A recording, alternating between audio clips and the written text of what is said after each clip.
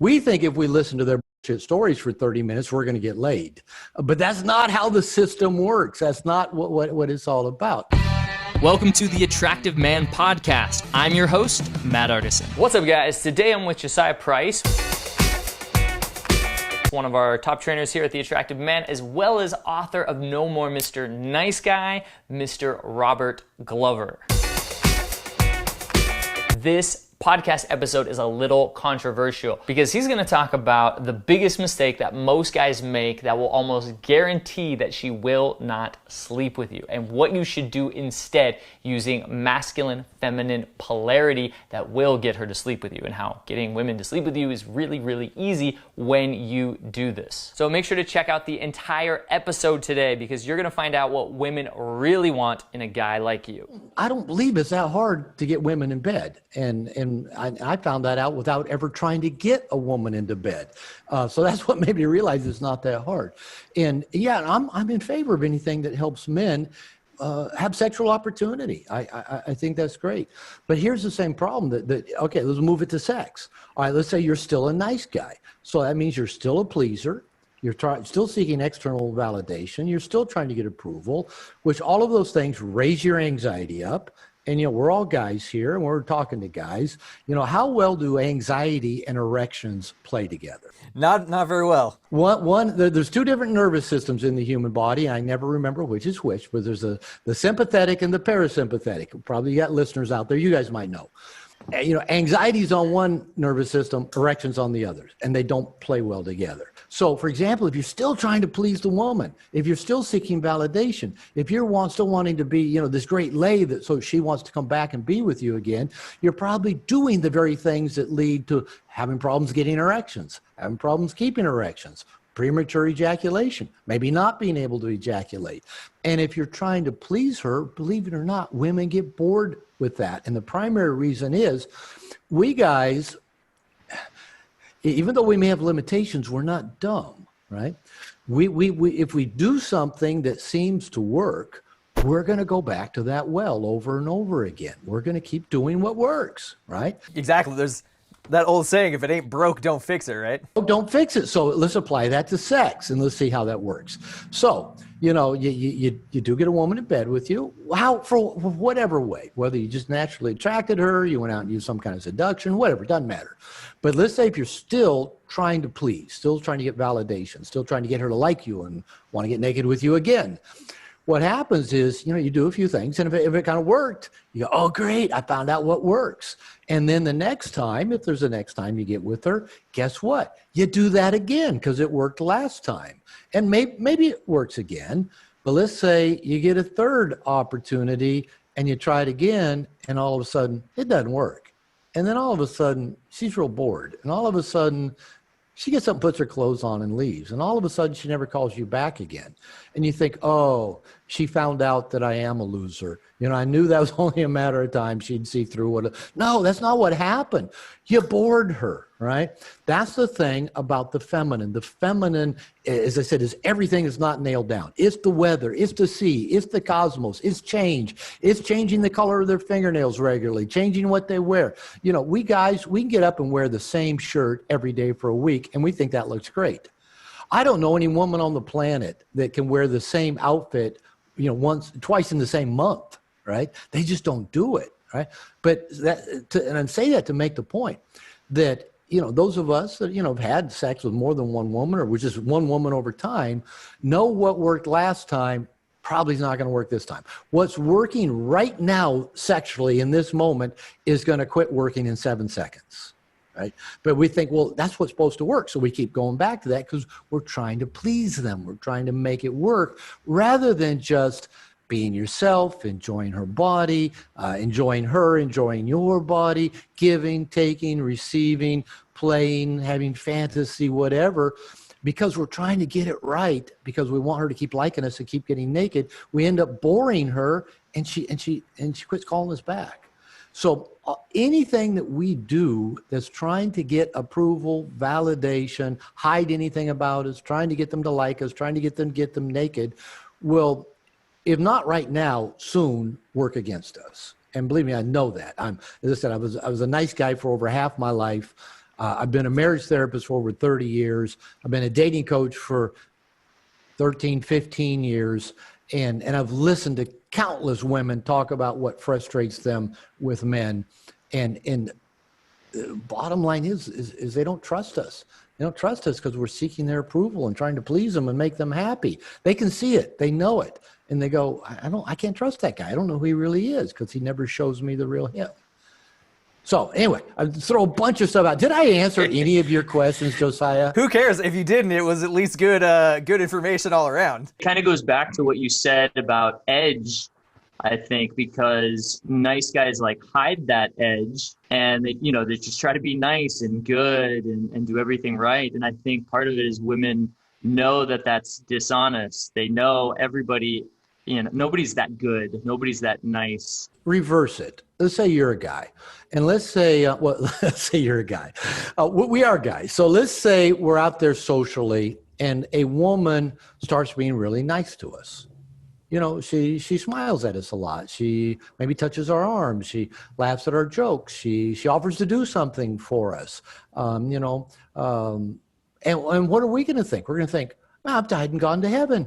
This woman likes me. She's into me, and we're going to respond to that woman being nice to us because that feels good to our male brain and male nervous systems.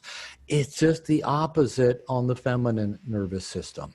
The feminine is the personification of drama.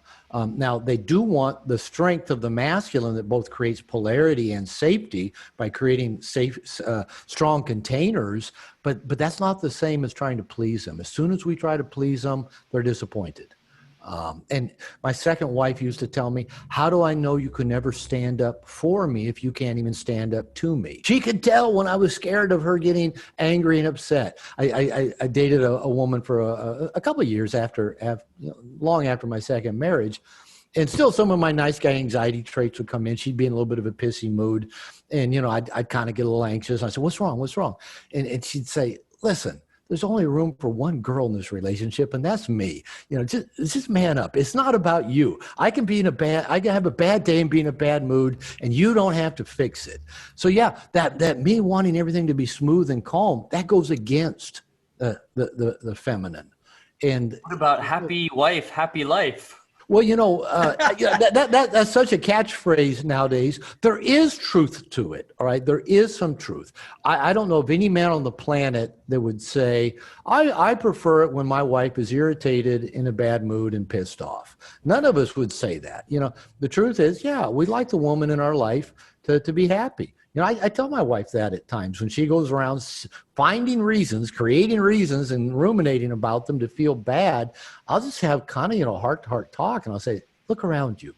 You have an amazing life. You came out of poverty. You came out of nothing. Look around. We have a beautiful home. We have nice cars. Your kids are in a private school. We fly first class. I treat you well. I'm honest with you.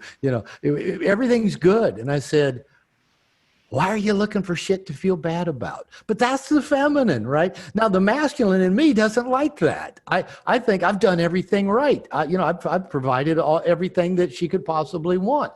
And her brain still goes and looks for things to be upset about. It is just the way that it is. And, that part of me that would just love a drama-free life. It ain't going to happen. It's never going to happen. But that doesn't keep the guy in me from not wishing that it was a little bit less dramatic from time to time. Yeah, when stuff like that comes up for me in my relationship, I basically just tell my girlfriend, look, is this a time that you just need to vent? Or is there something you'd like me to help you with to solve a problem? Because as men, we're natural fixers. You want to fix the problem because we don't really like dealing with that emotional stress. It gives you emotional stress equals, let's go fix the problem. But for women, that's often not the case. It's usually just a matter of something that came up or something they want to vent about. And so I'm just clear. I'm just clear about that whole situation. Hey, look, do you need to vent right now? Do you want me to just listen? Because I can do that. Or do you want me to break down what went wrong and how you can fix it going on in the future? And they have that choice. Yeah, it'll keep both of you from getting pissed off. That's actually a really good strategy. And I'll add to that. And if she just wants to vent, no, I just want to complain or I just want to be upset. Say, okay. And then you ask them, do you want me to be your boyfriend or your girlfriend? Oh, that's Of cool. course, That's cool. I want you to be your boyfriend. I want you to be my boyfriend. I said, okay, great. I'm here to listen. Give me the guy version. And I've never had a woman ask me, what do you mean by that? They get it. They know the girl version is to go into every little detail. And I know why she did that. She did that because she's so friggin' insecure and she just needs attention all the time. And so when this is going on, she just had to do that. And she's always such a bitch about it. And we're going, no, I don't need all that.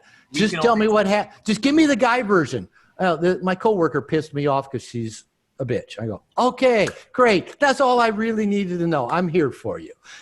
So yeah, even coach them on how to give you the guy version of that. Because one of the premises I learned quite some time ago is that there's a direct inverse relationship to the amount of time a man spends listening to a woman talk about her problems and the likelihood she's going to have sex with them anytime soon. When women start going into all their depths of problems, and I'm a therapist, but I don't play therapist with my wife. I don't play therapist with the women in my life. So if they start digging into all their problems and you sit and listen, and reflect back and do all that stuff that, John Gottman and Harville Hendricks tell us that we're supposed to be doing with women and give all that back, you become their fucking girlfriend. And most women don't want to get naked with their girlfriend, and so there's got to be an energetic distinction between you and them. And so that's a playful way of saying, you want me to be your boyfriend or girlfriend? And they'll all say, I want you to be my boyfriend or my husband or whatever the case, and say, all right, give me the guy version. And again, I've never had a woman react negatively. A woman taught me that little trick. And so that's a way that you can still be present. You can still be there for them, but not just spend, like starting at 11 o'clock at night, listening to her drone on until 1:30 in the morning about this pissy thing that you were thinking in the first 5 minutes, there's an easy answer for. So yeah, get the guy version and she's more likely to want to have sex with you in the very near future. I could not agree more with that statement. The more you try to help them with their problems, even in a long-term relationship, you have to cut it off at some point. You're not her therapist, you're not her girlfriend, you're her lover, her husband, her boyfriend, and that's definitely not a path that you want to go down. Take it from three guys with experience, lots of experience. That have listened to women go on and on and on. Well, just another little trick of this, and again, these aren't techniques, but they're to help keep you conscious of what it means to show up kind of in this masculine polarity with the feminine. The woman that I mentioned that I dated for a while that, that said, there's only room for one girl in this relationship. That's me. Man up. When I first started dating her, I met her. She sold me shoes in a Nordstrom. She worked in the mall. And there was a Ruth's Chris restaurant right there in this mall. And so we would often get together and about happy hour time and get a hamburger and a bite to eat when she got off work in the evening. So this is like in the first few weeks of us dating each other. And she'd come in, sit down at the bar, and maybe there's a couple ball games up on the bar. And, we're going to sit down and have a bite to eat. And just, it's a date. And she'd just come in and be complaining, complaining about customers, complaining about coworkers, complaining about her boss, often complaining about her mother, who she'd had a phone conversation with that day. And after like the first time that she came in, and I said, wait. I took out my phone, opened up the timer, set a timer for 5 minutes, put it on the bar, and said, we're on a date. And I said, I know you just got off work. You got 5 minutes of my undivided attention. My attention is not on the ball game, not on the bartender. It's on you for 5 minutes. Give it all to me. Unload it all. And she'd usually be done in 2 or 3 minutes. She couldn't go 5 minutes. And then she'd get done, she'd get it out, and then she would thank me. She'd say, thank you. I didn't want to be in a bad mood all night either. And so that's still just that masculine leadership of creating that container and providing that loving leadership to let them be feminine, but not do it in a way that feminine noise starts taking over everything. I love that because you're putting a boundary on it, and most guys wouldn't do that. They would just think, oh, this is great. She's opening up to me. I better just keep listening. And, this date's going great because she's speaking 80% of the time, but really he's not having a good time. I mean, what kind of date is that? And really she's looking at him as like you said, like a girlfriend, just venting to her. I try to look at it like this. If you're Your job is, and you talk a lot about this in Dating Essentials for Men, your job as the man is to be the leader. And sometimes being the leader means that you need to make tough decisions like cutting her off from her nonsense. And at first, it might seem like, oh no, she's going to freak out. But once you figure it out, or do it a few times that, oh, actually she respects me more afterwards, and things went better when she realizes, oh, she can trust me to at least not bullshit her like all her girlfriends do, because, you know, as women, they're more or less raised to give yes type of answers. They all sit and listen to each other because they all have this trade-off. They have an unspoken trade-off. I'm going to listen to you talk about your bullshit stories for 30 minutes, and then you have to listen to me talk about my bullshit stories for 30 minutes. They know the rules of that game. We guys don't, right? We've never been inserted into their world. We didn't go to girls' school. We think if we listen to their bullshit stories for 30 minutes, we're going to get laid. But that's not how the system works. That's not what it's all about. And, you know, and I want to just say, you know, when we talk about masculine, feminine, we're not talking about this is what guys do, this is what girls do. And when I talk about leadership, it's not talking about control, trying to get your way. It's really about giving the situation the greatest possible chance to be a gift, to be enjoyable for everybody involved. And the example that I get, I learned in salsa class when I started taking salsa lessons. You know, I've been doing my nice guy recovery, but salsa was a great place to keep doing nice guy recovery because the teachers, including female teachers, kept saying, Robert, be more definitive with your leadership. Let your partner know where you're going. Let them know what's up next. And women to give me that feedback. They go, you got to be clearer, man. You got to be bolder. You got to be, you know, more assertive. And okay, you know, that's what they want.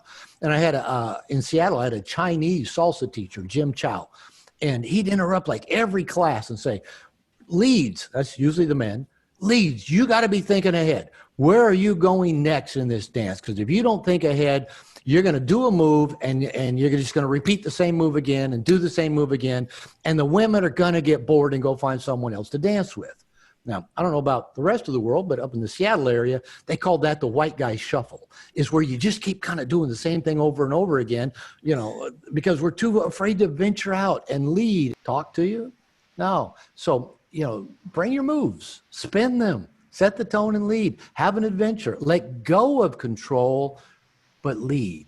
That makes a lot of sense. And to me, it sounds like the way you're describing femininity is like very flowing and a lot of change. They like, you know, a dynamic situation. Yeah. Drama, you know, ups and downs, kind of like a roller coaster. The feminine in us likes all that as well. The masculine is more the constant. It's the steady, unchanging. The feminine is everything that's not nailed down. It's everything moving. So we all have feminine and masculine sides to us. There's parts of us that like drama. Even like, you know, I couldn't even watch, I'm from Seattle, but I couldn't watch the New England-Seattle Sunday night football game last night on TV. I could have.